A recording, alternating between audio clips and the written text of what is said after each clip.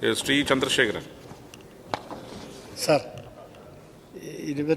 കേരളത്തിലെ ബഡ്ജറ്റിൽ 22-23 ബഡ്ജറ്റിൽ ചൂണ്ടിക്കാണിച്ചിരിക്കുന്ന കാഞ്ഞങ്ങാട് കാണിയൂർ പാത, ആ ബഡ്ജറ്റിൽ അതിന് പ്രത്യേകമായി 20 കോടി രൂപ കേരളത്തിലെ ഭൂമി ഏറ്റെടുക്കൽ ആവശ്യം ഉൾപ്പെടെ കണ്ടുകൊണ്ട് മാറ്റിവെച്ചിട്ടുള്ളതാണ് കേരള ഗവൺമെൻറ്.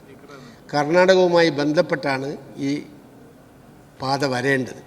അതിൻ്റെ ഭാഗമായി കാണിയൂർ പാതയുമായി ബന്ധപ്പെട്ട വിഷയത്തിൽ കർണാടക ഗവൺമെൻറ്റുമായി നമ്മൾ ബന്ധപ്പെട്ടിട്ടുണ്ടോ? ആ ഗവൺമെൻറ് അതിന് ആവശ്യമായ അനുകൂലമായ നിലപാട് സ്വീകരിച്ചിട്ടുണ്ടോ? തുടർ നടപടി സ്വീകരിക്കുമോ? Yes minister. സർ, ഈ കർണാടകയുമായി ബന്ധപ്പെട്ട് വരുന്ന പാതകൾ ഇപ്പോൾ ഞാൻ ആദ്യം സൂചിപ്പിച്ചു. നിലമ്പൂർ നെഞ്ചങ്കോട്, കാഞ്ഞങ്ങാട് പാത, മൈസൂർ പാത, അത്തരത്തിൽ 3 പാതകളുമായി ബന്ധപ്പെട്ടുള്ള നിരന്തരമായി ഇത് നമ്മൾ ഓരോ യോഗങ്ങളിലും ആവശ്യപ്പെടുകയാണ്. സർ, ബഹുമാനപ്പെട്ട രാഹുൽ ഗാന്ധി അദ്ദേഹവുമായി ഈ കാര്യം ഞങ്ങൾ കമ്മ്യൂണിക്കേറ്റ് ചെയ്തിരുന്നു, റെയിൽവേ. അപ്പോൾ അദ്ദേഹം എടുത്ത നിലപാട് അത് അനുകൂലമായുള്ള നിലപാടാണ്. ഈ കാര്യത്തിൽ കേന്ദ്ര സർക്കാരിൽ സംസാരിക്കാമെന്ന് അദ്ദേഹം ഉറപ്പ് വന്നിട്ടുണ്ട്. അദ്ദേഹത്തിൻ്റെ കത്ത് വന്നിട്ടുണ്ട്.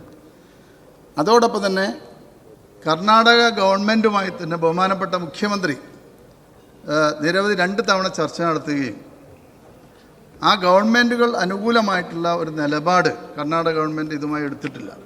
അവർ പറയുന്നത് വനമേഖലയും ജനനിബിഡമായിട്ടുള്ളൊരു മേഖലയിൽ കൂടി കടന്നു പോകുമ്പോൾ അതിൻ്റെ ബുദ്ധിമുട്ടുകൾ ഉണ്ട് എന്നുള്ളതാണ് അവർ അറിയിച്ചിട്ടുള്ളത്. ഇപ്പോൾ അങ്ങ് പറഞ്ഞ കാഞ്ഞങ്ങാട് പാത പോലെ തന്നെ പ്രാധാന്യമുള്ളതാണ്. ഇപ്പോൾ നിലമ്പൂർ നെഞ്ചങ്കോട് പാത തന്നെ പുതിയ ഒരു പ്രപ്പോസൽ വന്നിട്ടുള്ളത് തുരങ്കപാതയായി ചെയ്യണമെന്നാണ്. ഏകദേശം 20,000 കോടി രൂപയാണ് നിലമ്പൂർ നെഞ്ചങ്കോട് പാതയ്ക്ക് തുരങ്കപാതയായി ഉപയോഗിക്കുമ്പോൾ വരുന്ന ചെലവ്.